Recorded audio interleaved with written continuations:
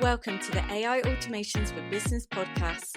We're your hosts, Katie and Noel, and we'll be discussing how you can use AI for your business along with the latest news, updates, and automations to help you stay ahead of the curve, allowing you to grow and scale your business more efficiently. Please be sure to subscribe, and I hope you enjoy this episode. Hey everyone, welcome back to another episode. Hello, hi, I'm Katie and I've got Noel here with me. Hey Noel. Hello. How you doing? Oh, excellent as always. Good. What are we talking about this week, Noel? I thought we'd talk about brand voice and how to implement that into your AI strategies. Yes, I feel like it's something that's being bounced around a lot at the moment. Wouldn't you agree? Definitely, yes. And it needs to. Yeah. And well, how I'm seeing it is it's coming up a lot. Like for me, I see it on social media. It's how to train your AI to sound like you.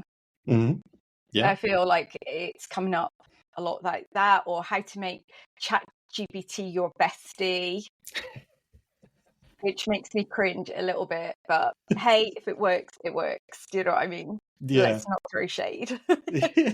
See, he's not my bestie because he told me off the other week. So. Oh, yeah, but besties do that, Noel. They do, yeah. He told me the honest truth. Yeah, it's all right. Yeah. Fair enough. That's a real bestie. Yeah. Yeah. Never mind. Okay, so we're actually going to switch roles a little bit on our podcast today. Yeah, I know, it's scary. So now we've got asked the question. Oh no. I guess where should we start? Like, why should people be interested or want to implement a brand voice? Why should they bother? Yeah, I get it. So let's start with like why you need one and what a brand voice is. So let's get clear on that. So I would say your brand voice is like your personality, your tone of voice, it's your style that you and your business use. So this is on your website, your social media, your emails, podcasts, how you talk to your clients and how you deliver content like in courses or programs. It's how you say what you say. So I like to think of it as it's like your business vibe in words and energy. So you could be like bold and cheeky, or you might be someone like you, Noel, who's a bit calm and grounded. It's not what it says about my brand voice. Oh, really? Yeah. And then tell us what your ChatGPT bestie said about you. It was friendly and informative. Should I take that? I can't remember what else is in there. I would agree with that. Yeah, I've got like 1,000-word brand voice. So I can't remember exactly what it says about me. Right. I mean, that is a very in-depth brand voice. It is very thorough. Why? That's probably maybe a bit too thorough, if I'm being honest. Yeah, it does. It does a good job, though. Okay. I'll give it that. Yeah, it does a very good job. Yeah. So friendly, it could be empowering. You might need be sassy, encouraging, conversational. But what a brand voice does is it makes you recognizable. So it might be the way you say things, how you say things. Maybe it's certain phrases or words. Like Noel always says, "I'm amazing." You know, and there's other like catchphrases that people use, and you know straight away that it's them. I hear that a lot when I edit this podcast. I think, I've said that again. Yeah. So obviously it should sound like you, how you normally talk and show up. You don't want your brand voice where you've got to put on a character, because then that makes it like really difficult for you to be consistent. Mm-hmm. Because that's what you want. You want to be able to sound consistent across the whole of your content and across all of your platforms. So people can start reading something even if they can't see your name or your brand colors or fonts or a photo. They can read something and be like, yeah, that sounds like that person, that sounds like Noel, that sounds like Katie. And it kind of also helps you attract your dream clients as well, because if you're coming across with your energy, with your personality, and the tone of voice that you say it, you will attract the right people. But also at the same time, you'll like piss people off, or you'll annoy people, or people will be like, oh my goodness, they are so not for me. And that's totally fine. Yeah, we don't need everyone. No, we don't need everyone to like us or anything.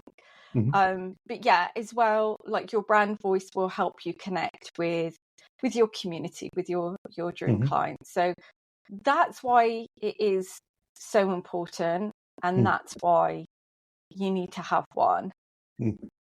So yeah, I would say a lot of people, when they are using AI like Claude, ChatGPT, DeepSeek, they haven't actually inserted or trained their AI bestie to their brand voice. They kind of just said, write me a post about this and I need a hook and a call to action.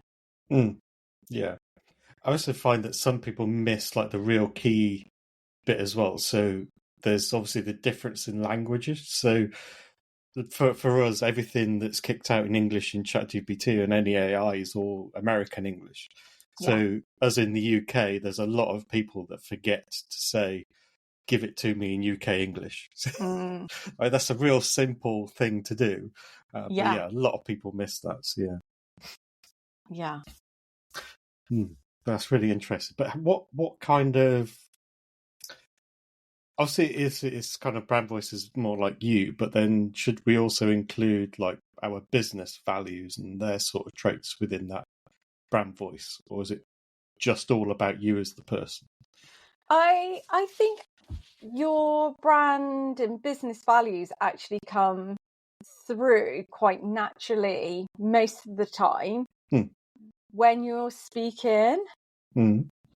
Yeah. Especially like when you're delivering content or courses or programs. I think for most people it's quite clear to understand what they believe in, and because your content kind of does that work for you, and obviously within that content it's you saying it or writing it.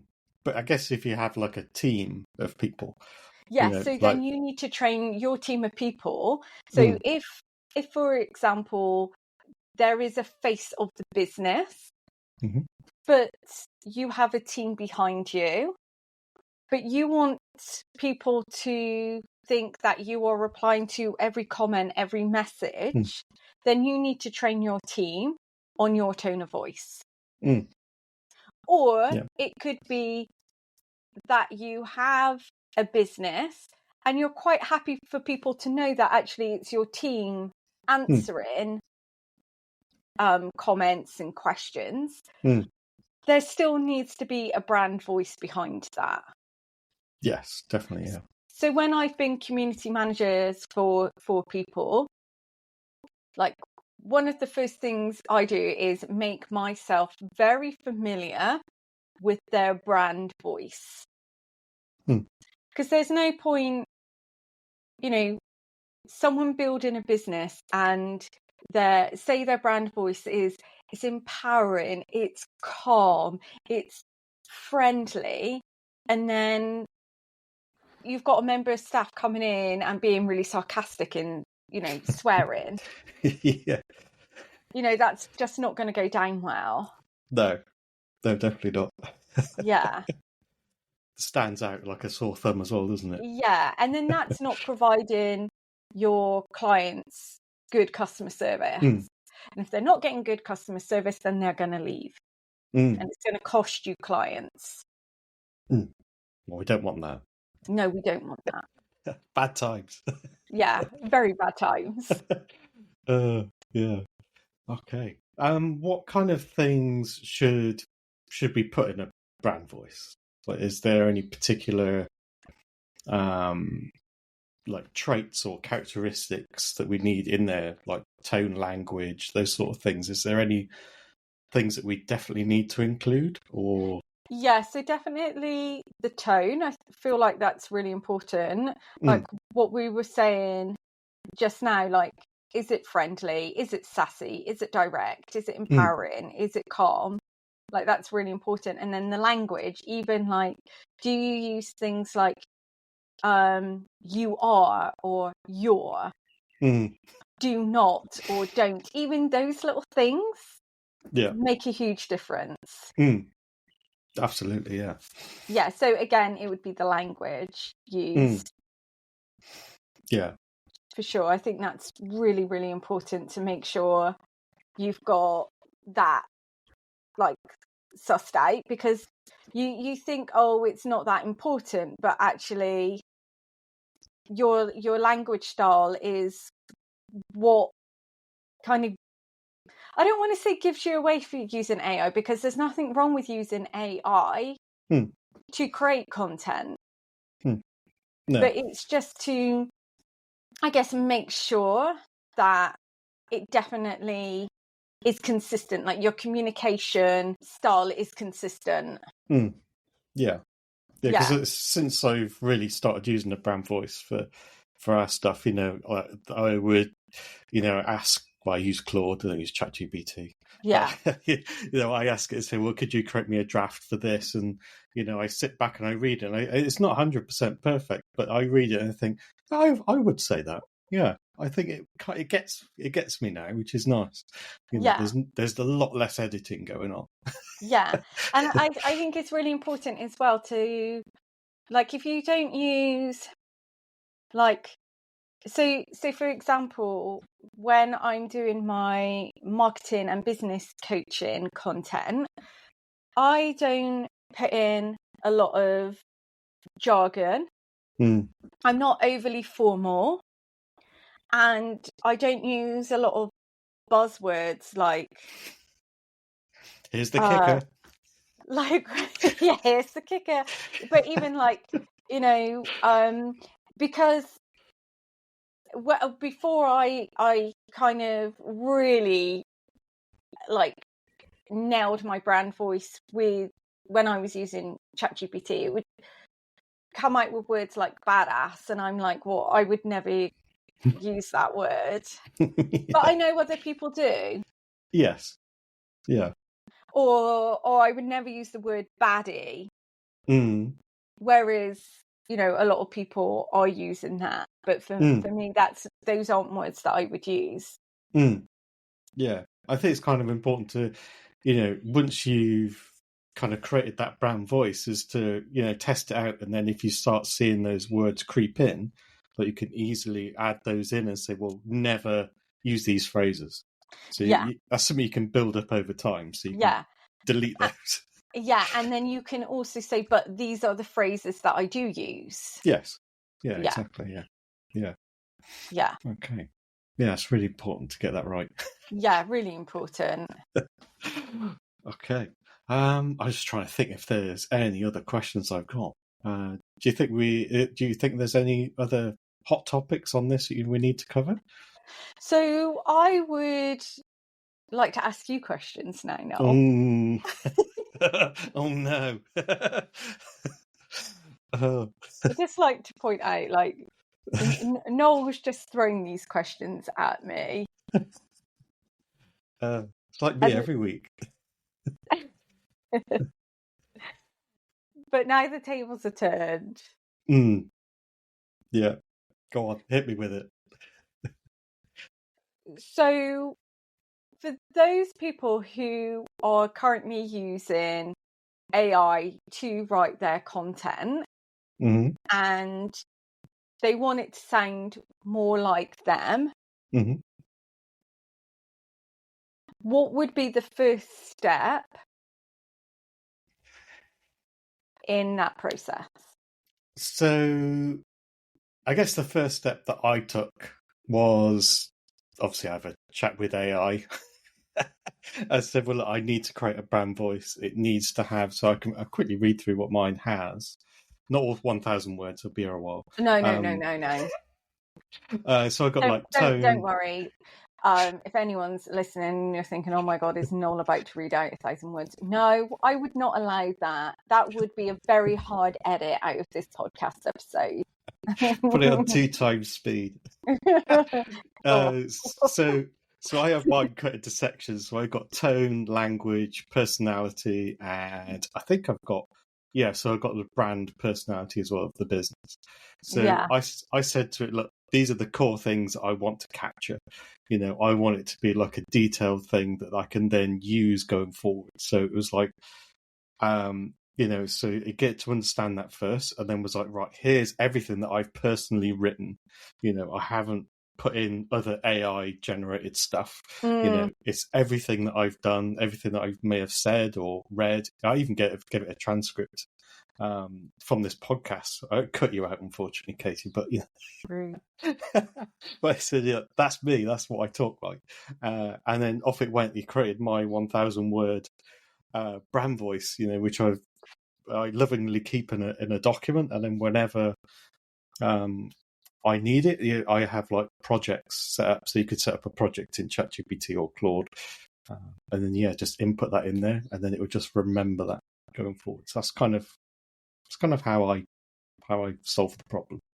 Yeah, I think giving it content that you have written without any AI help is really important, and I think that's a massive key to finding your brand voice if you're not entirely sure what it is or even how about creating your brand voice.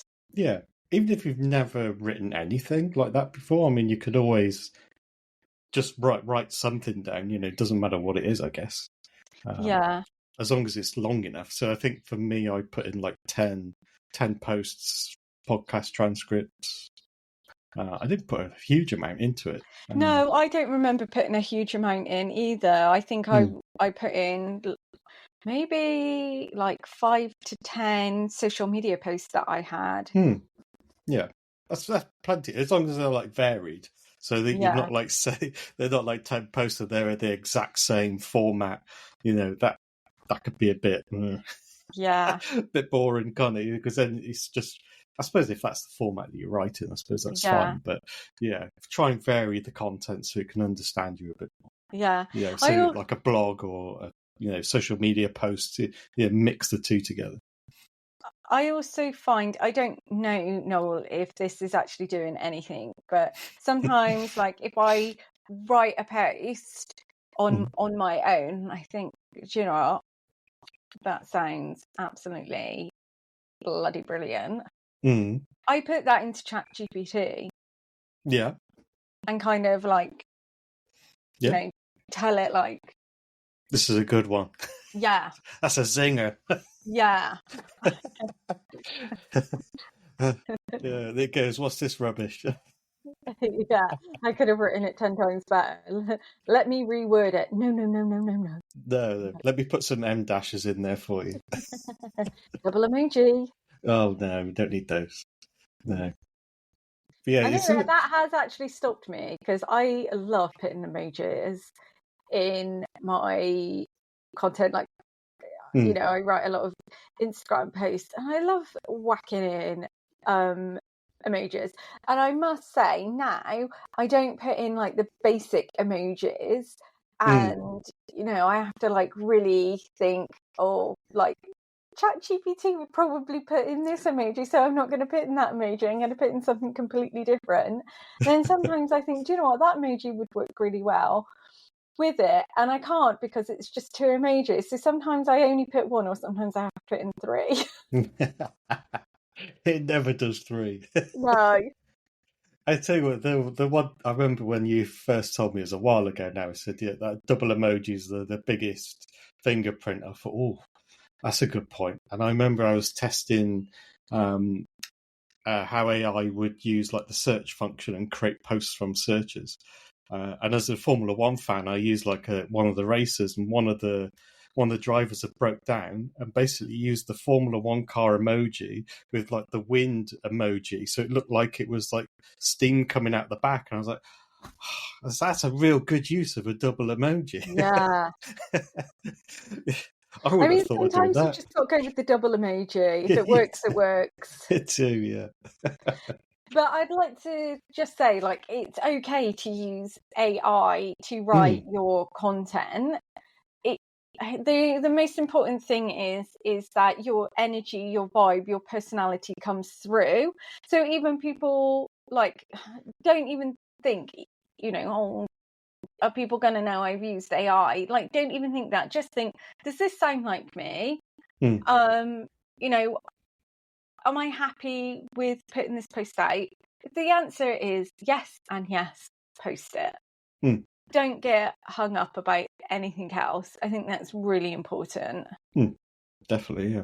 Because the flex isn't, oh, can you tell if AI has written this? The real flex is like your vibe, your personality, and your energy has come through this piece of content so much that your audience go, wow, like I want to know more, or I want to work with this person, or do you know what, that really resonated with me, I'm going to hit the follow button. Yeah, it makes sense. Yeah, I guess it's kind of also like if you were using like generic or content that didn't sound like you, it'd kind of be a bit weird if you then got on a call with that customer, because they'd be like, "Wow, this is they're completely different." They've talked completely differently, and it's I've seen like previous clients of mine use AI to write their content, and it's not that I'm like there's those telltale signs that they've used AI. I know they've used AI because it sounds nothing like them. Yeah, it's a big problem. Yeah. So I'm reading it and I'm thinking, this doesn't sound anything like them. So it's obviously generated by AI, and that's the giveaway. It's not the M dash, it's not the double emoji, it's not the telltale, ChatGPT buzzwords like here's the kicker, or anything like that. It's just purely that it has 0 of their personality in it. Yeah, it makes sense. Yeah. So even if you haven't got your brand voice quite right yet using AI, just go through it and then just be like, actually, would I say that word, or is there something else I might say? Or, just feel free to like change things up as well. And I've noticed as well, like ChatGPT uses the Oxford comma a lot, and I don't use the Oxford comma. So that's something I don't even know what that is. Honestly, since ChatGPT has been around, so many of us are learning more and more about punctuation and grammar. And I just think this is great for all of us. Yeah. Is that the comma before an and? Yes. Is it? Yeah. Yeah, it does like that, doesn't it? I don't like it. I mean, I can tell you didn't listen to Vampire Weekend. No, because they've got a whole song about Oxford comma. And it's like one of my most favourite songs of all time. That's in my Royal Navy music black hole, I think. Yeah, I think so. Whereas it's like my indie nights out on a Friday night dancing for like 6 hours straight. Yeah. I just had the World Service for company. Bad times. Yeah, Bad vampire weekend. I know yeah. who's the winner here. What is the weather in Dogger? Oh, wow. The sea state. Oh God, I've always wanted to know that. Yeah, I know, yeah. Friday night out. Amazing. Okay, well, I think we've covered everything about brand voice. Mm. If anyone's listening and you're thinking, actually, I've got some questions, either get in touch with us or come over into our free LinkedIn group, which is called AI Automations for Business. We're in there and we will answer anything. You're very welcome to join. It's open to anyone, although Noel, like Noel said last week, apart from if you're a scammer. Ooh, awkward. We haven't seen any yet. We've got some lovely people in there. Oh, Yeah. so many lovely people. Yeah. Yeah. Amazing. Well, if you've enjoyed this, please feel free to leave us a review. We would be so honoured if you did. And we will catch you next time for another episode very soon.